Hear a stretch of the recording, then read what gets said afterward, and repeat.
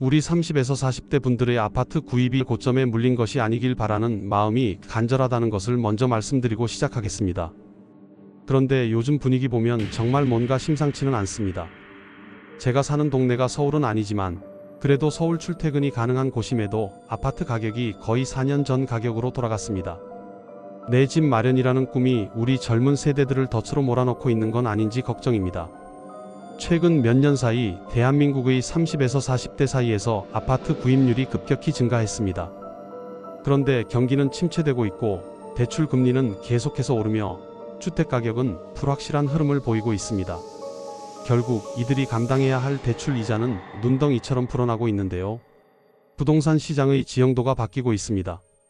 한국부동산원 자료에 따르면 작년 서울 아파트 매입 비중에서 30대가 31.9%, 40대가 29.1%를 기록하며 30대가 주요 매수자로 부상했습니다. 이러한 변화는 단순한 세대 교체가 아니라 정부 정책과 경제적 불안정성이 복합적으로 작용한 결과입니다. 여기에 최근 계엄과 탄핵 상황 등 정치적 불안정까지 겹치면서 부동산 시장은 급격히 경색되고 있습니다. 정치적 혼란은 경제 불확실성을 가중시키며 집값에 대한 상반된 전망이 공존하는 가운데 매수 심리는 극도로 약화되고 있습니다. 높은 대출 금리 속에서 자금 조달에 어려움을 겪는 젊은 층은 무리한 주택 구입으로 재정적 부담이 심화되고 있습니다. 이러한 상황에서 정부는 과연 누구를 위한 정책을 펼치고 있는지, 그리고 개인들은 이 위기를 어떻게 헤쳐나가야 할지 심층적인 분석이 필요합니다. 1. 정부의 대출 규제 완화, 30에서 40대의 아파트 구입을 유도하다. 정부는 부동산 시장 활성화를 명목으로 대출 규제의 문턱을 낮췄습니다. 2023년부터 LTV 주택담보대출 비율 규제가 완화되어 수도권 무주택자와 1주택자의 주택 구입 접근성이 향상되었습니다. 생애 최초 주택 구입자를 위한 대출 한도 확대와 청년층 대상 정책 금융상품도 다양화되었습니다. KB국민은행 데이터에 따르면 작년 상반기 수도권 아파트 매매 거래량은 전년 동기 대비 35%나 증가했습니다. 그러나 아이러니하게도 아파트 가격은 이미 정점을 지난 상태입니다. 한국부동산원 분석에 의하면 2021년과 2022년이 부동산 가격의 고점이었으며 2023년 하반기부터 뚜렷한 하락세로 전환되었습니다. 부동산 전문가들은 2025년 이후에도 고금리 기조가 유지된다면 주택 가격의 하락 추세가 이어질 가능성을 제기하고 있습니다. 이로 인해 많은 30에서 40대 가구는 높은 이자 부담과 자산 가치 하락이라는 이중고에 시달리고 있습니다. 2. 결국 돈 버는 건 은행뿐이다. 2025년 현재 한국은행의 기준금리는 3.5%를 유지하고 있으며 주택담보대출 실질금리는 4에서 6% 수준으로 고공행진 중입니다. 이러한 고금리 환경에서 금융권은 사상 최대의 수익을 창출하고 있습니다. 주택금융공사의 통계를 살펴보면 2024년 3월 기준 30에서 40대 대출자 15%가 상환 지연을 경험하고 있으며 이는 2023년 대비 5%피 증가한 수치입니다. 전체 가계대출 연체율도 꾸준히 상승하는 추세로 금융 취약계층이 확대되고 있음을 보여줍니다. 금융감독원이 공개한 자료에 따르면 국내 주요 시중은행들은 2023년 한 해 대출이자 수익만으로 50조 원을 넘어섰습니다. 특히 작년 1분기 은행들의 순이자 마진은 2.4%에 달해 금융권의 수익성이 더욱 견고해지고 있습니다. 금융기관들은 금리 인상을 통해 이자 수익을 극대화하는 반면 대출자들의 부담은 나날이 증가하고 있습니다. 가계부채의 급증은 가처분 소득 감소로 이어지며 이는 소비 위축과 내수 침체라는 연쇄 반응을 일으키고 있습니다. 특히 금융권은 주택담보대출 외에도 신용대출, 마이너스 통장 등 다양한 대출 상품을 공격적으로 확대해 왔습니다. 이로 인해 빚으로 빚을 갚는 악순환이 심화되고 있으며 대출 의존도가 높아지고 있습니다. 이러한 현상은 잠재적 금융위기 가능성을 증폭시키며 서민 경제의 건전성을 위협하고 있습니다. 3. 카드 연체율 증가와 소비 위축. 신용카드 연체 현상이 최근 몇 년간 두드러지게 나타나고 있습니다. 금융감독원 통계에 의하면 2024년 2월 기준 신용카드 연체율은 1.8%로 이는 전년 동기 대비 0.6%피 상승한 수치입니다. 일반은행의 신용카드 대출 연체율은 지난해 10월 말에 이어 11월 말에도 3.4%를 기록하면서 고공비행을 하고 있고, 연체율이 2달 연속 3.4%를 기록한 것은 카드 사태 끝 무렵인 2005년 8월 이후 약 20년 만입니다. 30에서 40대 연령층의 연체율 상승이 특히 두드러지며, 이는 대출, 원리금 상환 부담과 물가 상승으로 인한 생활비 증가로 인해 카드 대금을 적시에 납부하지 못하는 사례가 증가하고 있음을 보여줍니다. 신용카드 연체는 개인의 신용점수 하락으로 직결되며, 이는 추후 대출 한도 축소 및 고금리 적용이라는 불이익으로 이어질 수 있습니다. 한번 신용도가 훼손되면 금융 시스템 내에서 더욱 불리한 조건을 감수해야 하는 악순환에 빠질 위험이 커집니다. 최근에는 기본적인 생활비마저 신용카드에 의존하는 가구가 증가하면서 가계 부채 규모가 확대되고 있으며, 이로 인해 전반적인 소비 심리가 위축되고 있습니다. 한국은행의 소비자 동향조사 결과에 따르면 작년 12월 소비심리지수는 88.4%를 기록하며 기준선인 100을 크게 밑돌았습니다. 이는 가계의 소비 여력이 상당히 약화되었음을 시사합니다. 소비 위축은 내수 경제 전반에 부정적 영향을 미치며, 자영업자와 소상공인의 매출 감소로 이어져 폐업률 증가와 실업률 악화라는 연쇄 효과를 가져옵니다.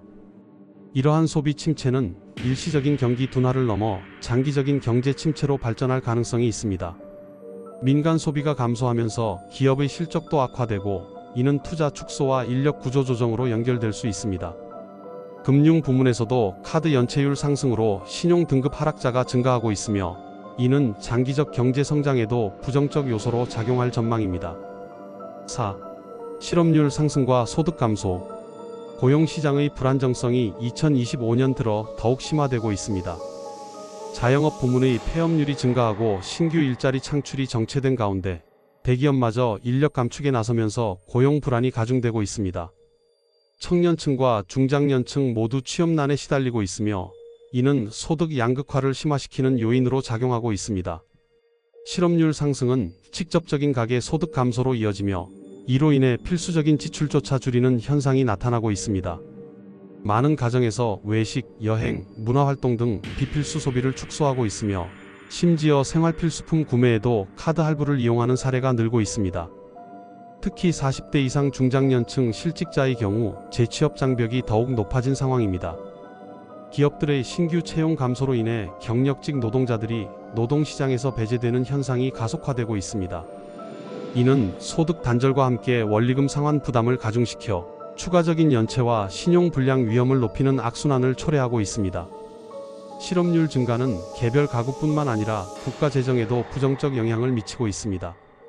취업자 감소는 세수 감소로 이어지고, 정부는 복지 지출 확대의 압력을 받게 되며, 이는 국가 부채 증가의 원인이 됩니다.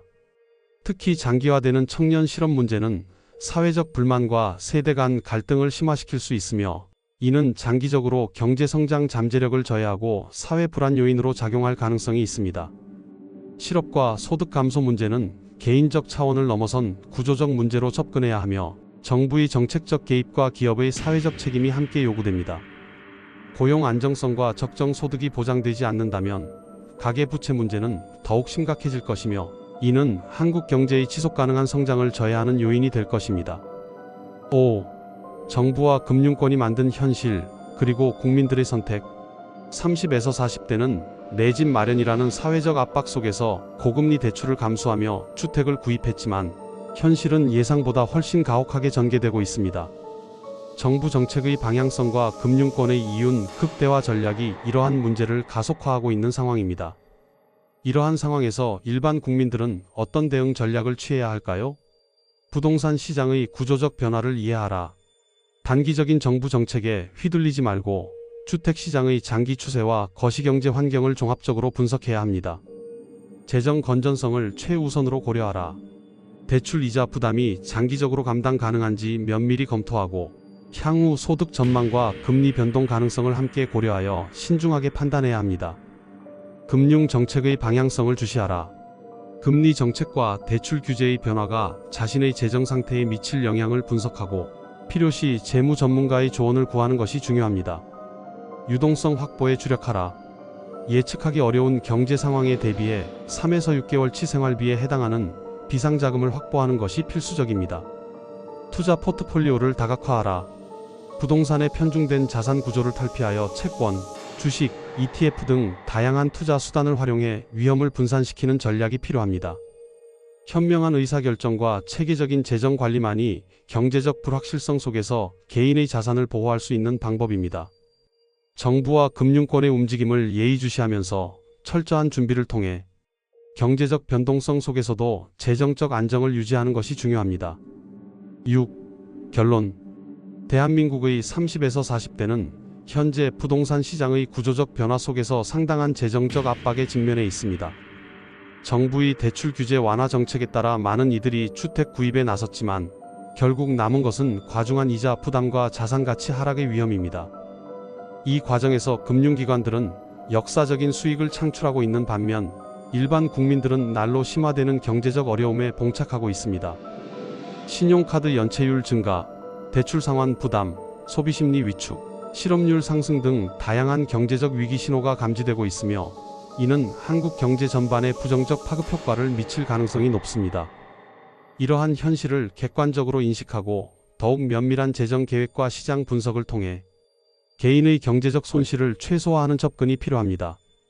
주택 구입을 고려하는 사람들은 철저한 리스크 평가를 통해 무리한 대출을 지양해야 하며 정부는 국민의 장기적 경제 안정을 최우선으로 하는 정책적 전환이 요구됩니다.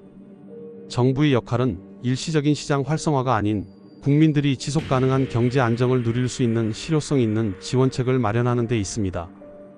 금융권 역시 단기적 수익 극대화를 넘어서 대출자들의 부담을 경감할 수 있는 책임 있는 금융 시스템을 구축해야 합니다. 일반 국민들도 금융 이해력을 높이고 체계적인 자산 관리를 통해 장기적인 재무 계획을 수립해야 합니다. 다양한 투자 전략을 모색하고 충분한 비상자금을 확보하며 경제 흐름을 분석하는 등 보다 철저한 준비가 필요합니다.